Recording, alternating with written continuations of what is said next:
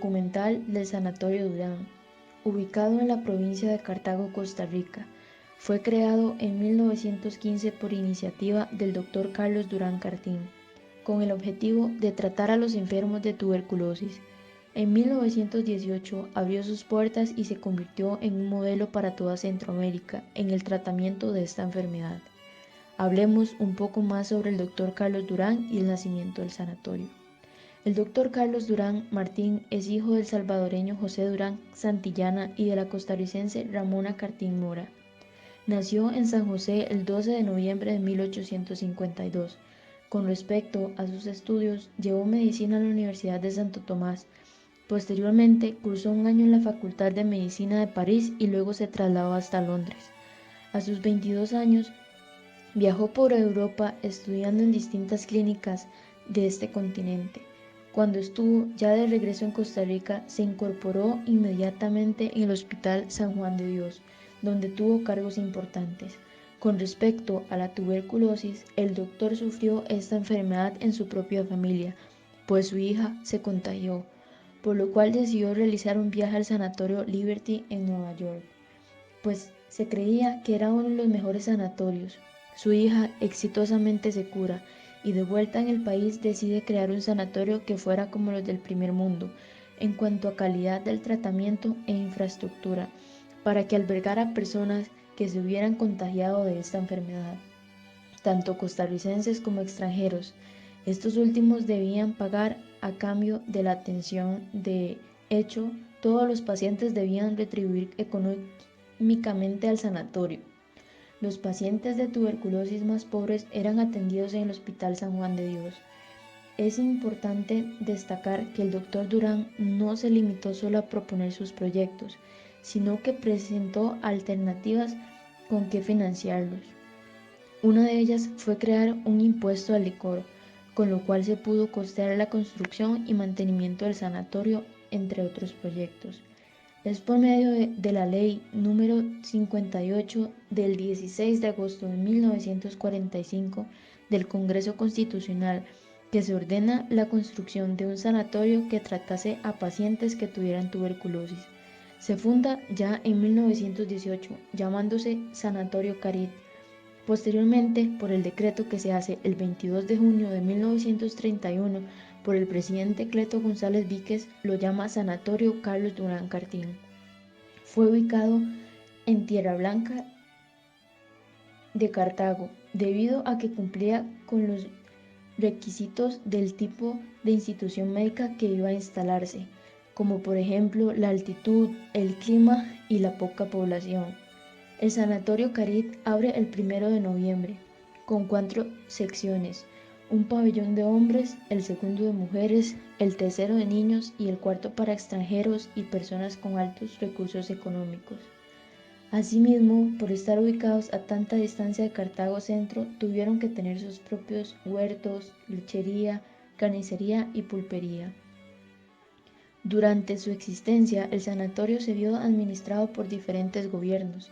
Montserrat Rojas, en el 2011, realiza un cuadro en el cual presenta agrupados las diferentes administraciones según características que tuvieron en el cambio de la estructura del edificio y en materia de salud. La primera etapa se distingue por la creación de semejantes instituciones a nivel mundial. Esta transcurre del año 1918 a 1936, con administraciones como la de Alfredo González Flores, Federico Tinoco, Francisco Aguilar Barquero, Julio Acosta, Clero González Víquez y Ricardo Jiménez. En la segunda etapa hay solo una administración, la de León Cortés, que se distinguió por la confección de obras públicas y por lo tanto la modificación del sanatorio. Y la tercera etapa se caracteriza por tener grandes influencias mundiales, donde hubo cambios políticos y económicos importantes en el país. En esta es importante destacar el avance de los fármacos. Los presidentes de esta época son Rafael Ángel Calderón, Teodoro Picado, Otilio Ulate, Mario Echandi, Francisco Orlich, José Trejos y finalizando en 1973 con la presidencia de José Figueres. Hablemos un poco sobre la enfermedad que hizo necesaria la apertura del sanatorio, la tuberculosis. conocida como peste blanca. Es una infección contagiosa que es causada por la bacteria Mycobacterium tuberculosis, M. morbis o M. africanum, que se encuentra en el aire. Se le llamó tuberculosis a la enfermedad porque frecuentemente la causa la Mycobacterium con ese nombre. Esta es una enfermedad sumamente antigua. Durante los años 40, 50, 60 y 70 del siglo XX, con la aparición de fármacos como streptomicida, isoniazida, etamutol y rifampina, el número de infectados disminuyó considerablemente. Esta enfermedad es más frecuente en personas de edad avanzada y se daba principalmente en condiciones de mayor pobreza.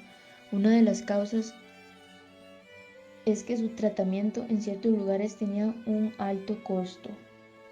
La tuberculosis pulmonar se transmite inhalando el aire infectado por la bacteria Mycobacterium tuberculosis. Los niños pueden contagiarse por la M. morbis por medio de la leche no pasteurizada.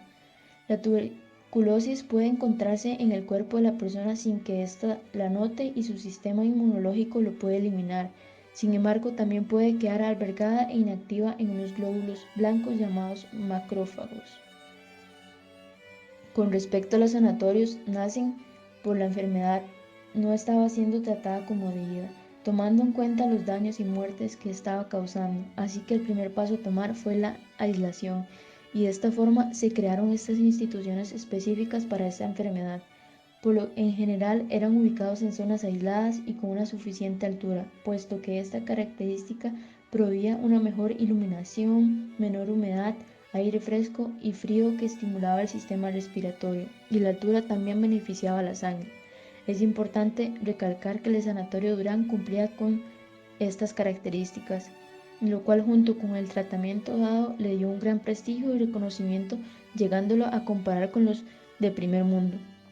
Asimismo, fue reconocida como el mejor sanatorio antituberculoso en América Central y uno de los mejores de América.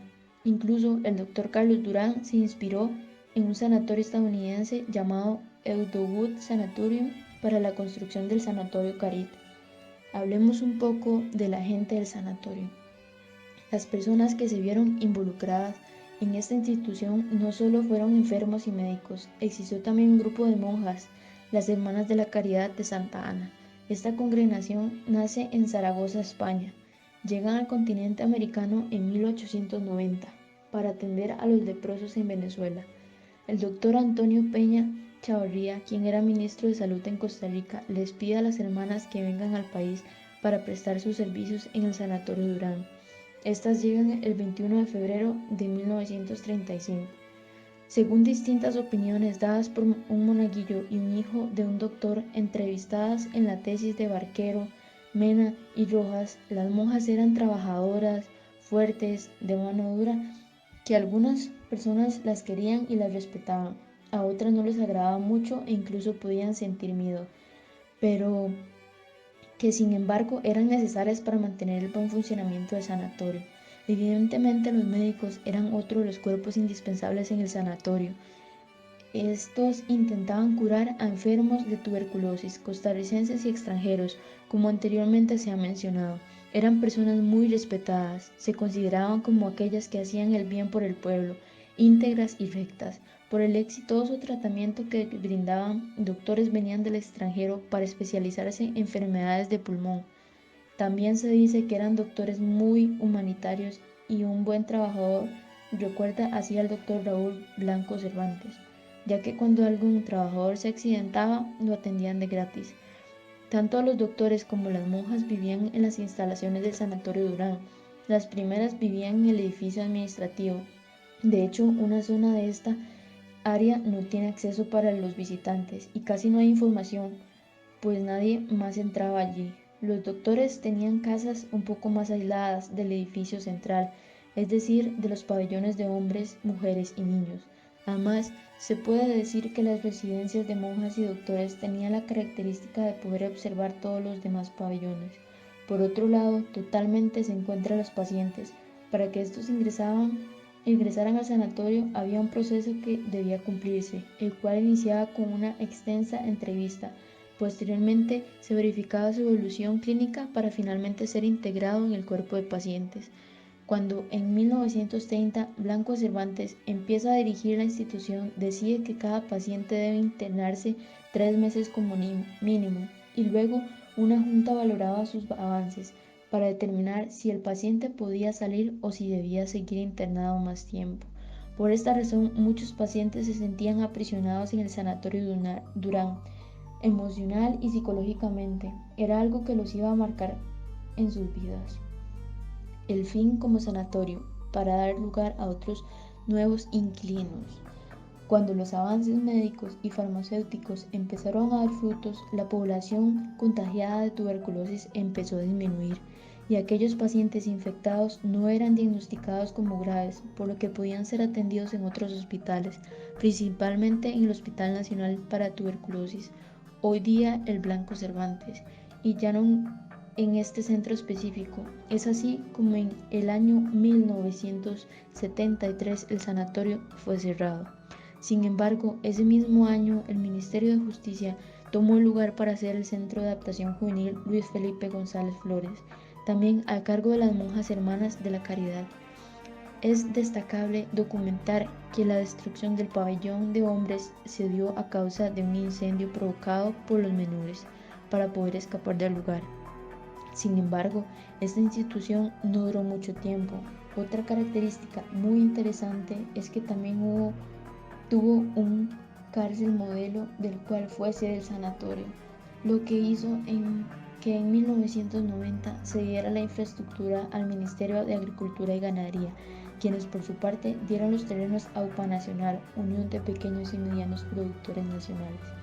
Hoy en día sigue en manos y es importante decir que lo mantienen en un evidente mal estado.